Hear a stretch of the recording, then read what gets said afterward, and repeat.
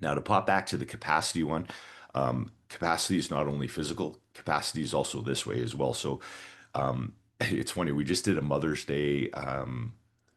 It's kind of an event in our office where we had people fill out, we had little brains and we were say, fill out how chiropractic's helped you. And then we had a draw for a basket to give to either if they're a mother, they keep it, or if they win the basket, they could give it to their mother.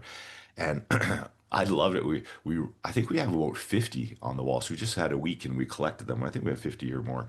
And just to read through them and how many of them talked about like calmer in their brain, more able to handle stress, easier to manage their own emotions.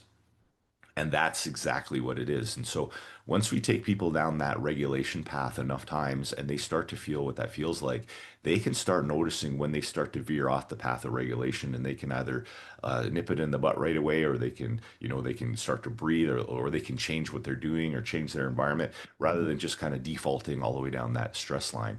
And so the more we do this, the more capacity, we call that the window of tolerance, increases, so that you can actually handle a lot more stuff before you either get in a bad mood, lose your temper. I always say, if you're having a happy great day, someone cuts you off in traffic, you're just like, oh, that's kind of annoying. Or if you're having a bad day and things have been going bad, and then someone cuts you off, you're like swearing at them, chasing them down. Like that's how road rage starts, right? And so when we have a nervous system that is learned to be more regulated, we gain more capacity.